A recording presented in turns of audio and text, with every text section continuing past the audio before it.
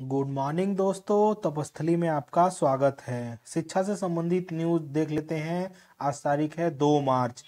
Video पसंद आए तो लाइक और सब्सक्राइब जरूर करें। पहली न्यूज है, अप्रैल से होगी प्रधान शिक्षकों की नियुक्ति। अप्रैल से राज्य के प्रारंभिक विद्यालय में 40,506 प्रधान शिक्षकों और माध्यमिक उच्च प्राथमिक विद्यालयों में 6,421 प्रधानाध्यापकों की नियुक्ति के लिए विज्ञापन निकाला जाएगा।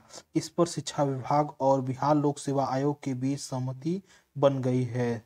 दोनों पर नियुक्ति के लिए लिखित परीक्षा होगी। 150 वस्तुनिष्ठ प्रश्न पूछे जाएंगे।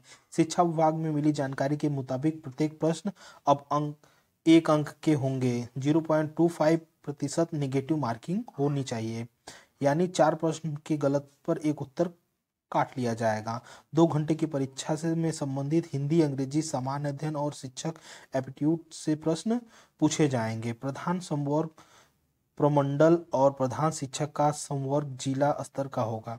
प्रधानाध्यापक का तबादला प्रमंडल और प्रधान शिक्षक का तबादला जिला स्तर पर होगा। राज्य सरकार की नियमित कर्मियों की तहत शिक्षकों की सुविधाओं का लाभ मिलेगा। प्रधान शिक्षकों के सबसे अधिक 1960 खाली पद पर पटना जिले में है, जबकि प्रधानाध्यापक के सबसे अधिक पद 342 पूर्वी चंपारण रिक्त है। प्रधान शिक्षकों के सबसे कम पद 216 शिवहर में है, जबकि प्रधानाध्यापक के सबसे कम पद 33 अरवल में है।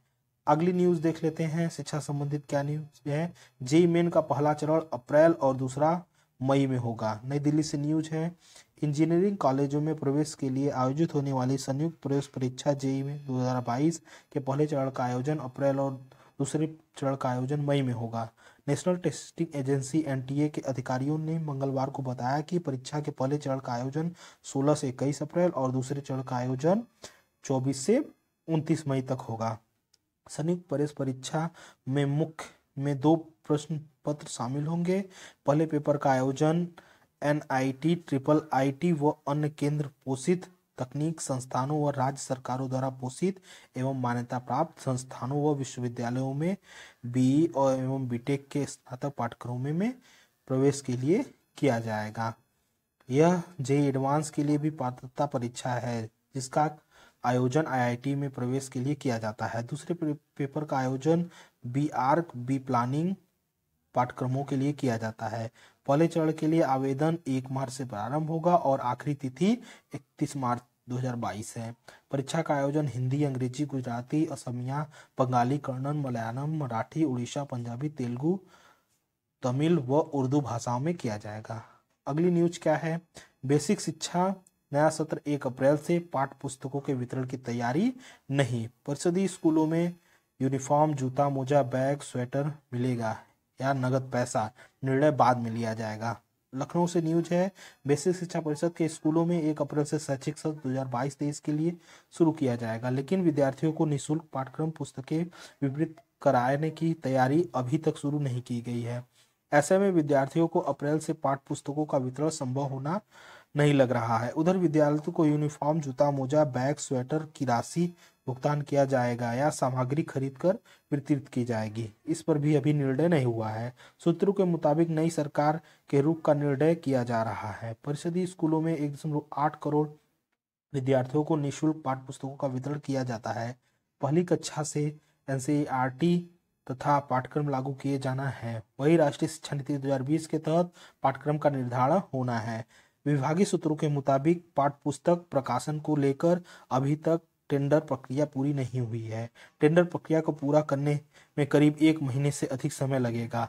जिस भी फर्म को टेंडर मिलेगा उसे पुस्तक प्रकाशित कर वितरण के लिए कम से कम 2 महीने का समय लेना होगा। ऐसे में मई जून तक ही स्कूलों का किताब पहुंच जाएगा। अगली न्यूज है, प्री बोर्ड परीक्षा खत्म, छात्रों को प्रैक्टिकल का इंतजार। वाराणसी से न्यूज है, यूपी बोर्ड की हाई स्कूल की और इंटर की परीक्षा प्री बोर्ड खत्म हो चुकी है। इसके बाद छात्रों को अब प्रैक्टिकल और मुख्य तिथि का इंतजार है। विद्यालयों में परीक्षा संबंधी तैयारियां लगभग पूरी की गई है। माना कि माध्यमिक शिक्षा परिषद की ओर से होली के बाद परीक्षा तिथि की घोषणा हो सकती है।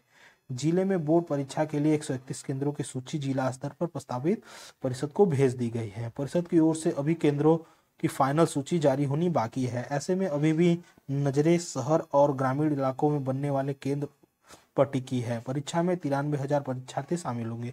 चुनाव खत्म होने के बाद मुख्य परीक्षा प्रैक्टिकल तिथि भी जारी हो सकती है। अगली न्यूज है केंद्रीय विद्यालय में दाखिला शुरू। वाराणसी न्यूज है केंद्रीय विद्यालय में दाखिले की प्रक्रिया शुरू हो गई है। सत्र 2022-23 के लिए 5 विद्यालयों में दाखिले की क्लासवार पंजीकरण की तिथि तय हो गई है। इसके तहत कक्षा में ऑनलाइन पंजीकरण 31 मार्च तक किया जाएगा। केंद्रीय विद्यालय संगठन की ओर से प्रवेश प्रक्रिया को लेकर कार्यक्रम जारी किया जा चुका है। इसमें कक्षा 1 से 21 मार्च तक पंजीकरण के बाद नामांकन की पहली सूची 25 मार्च को जारी की जाएगी, जबकि 1 अप्रैल को दूसरे और 8 अप्रैल को तीसरी सूची जारी होगी। नियमानुसार चयनित बच्चों की सूची शिक्षा के अधिकार के तहत जारी किया जाएगा। इसके साथ ही कक्षा 2 और उसके ऊपर विद्यालयों में दाखिला के लिए पंजीकरण के लिए अलग अलग तिथियां निर्धारित की गई है। अगली न्यूज है शिक्षक भर्ती के लिए इंटरव्यू कल से। इलाहाबाद विश्वविद्यालय में असिस्टेंट सांख्यिकी एवं एसोसिएट प्रोफेसर के लिए साक्षात्कार होंगे। इलाहाबाद से ये न्यूज है। इलाहाबाद विश्वविद्यालय में शिक्षक भर्ती के लिए इंटरव्यू 3 मार्च से शुरू होगा। इलाहाबाद प्रशासन ने मनोविज्ञान विषय में असिस्टेंट प्रोफेसर और सांख्यिकी असिस्टेंट प्रोफेसर एवं एसोसिएट प्रोफेसर पदों की भर्ती के लिए साक्षात्कार कार्यक्रम जारी कर दी है। अगली न्यूज और आज की लास्ट न्यूज करंट अफेयर की दृष्टि से सबसे महत्वपूर्ण न्यूज है। ऑपरेशन गंगा में शामिल होगा वायुसेना। प्रधानमंत्री नरेंद्र मोदी ने यूक्रेन जंग में फंसे भारतीय छात्रों को वापस लाने के लिए ऑपरेशन गंगा में भारतीय वायुसेना को भी शामिल होने का निर्देश दिया है। इसके बाद वायुसेना के तत्काल तैयारी करना शुरू कर दी है। इस अभियान में अपने सबसे बड़े परिवहन विमानों C-70 ग्लोब मास्टर को लगाएगी। ऑपरेशन गंगा को गति देने के लिए प्रधानमंत्री वायुसेना ने इसमें शामिल करने के लिए कहा है। सूत्रों के अनुसार प्रधानमंत्री ने कहा है कि वायुसेना में विमानों के ऑपरेशन में शामिल होने में भारतीय यूक्रेन में लौटाने की प्रक्रिया गति पकड़ेगी और उनकी संख्या में भी वृद्धि होगी। साथ ही भारत से भेजी जा रही राहत सामग्री भी तेजी से पहुंचाई जा रही है। सरकारी सूत्रों से संकेत दी गई है कि C-70 विमान ऑपरेशन गंगा के मुताबिक बुधवार तक अपनी उड़ान शुरू कर देगी। प्रधानमंत्री के निर्देश के बाद भारतीय वायुसेना ने भी कहा यूक्रेन से अपने नागरिकों को निकालने के लिए जिस तरह की जरूरत है कि उसके लिए वह तैयार है। हालांकि वायुसेना ने ऑपरेशन गंगा के तहत अपने विमानों को उड़ान का विस्तृत ब्यौरा अभी जारी नहीं किया है। C-70 ग्लोबल मास्टर में एक साथ 300 से 400 लोग लाए जा सकते हैं।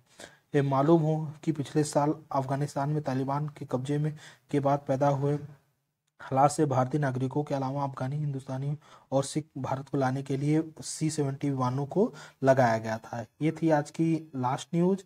वीडियो पसंद आए तो लाइक और सब्सक्राइब जरूर करें और अपने सुझाव कमेंट बॉक्स में जरूर लिखें। धन्यवाद।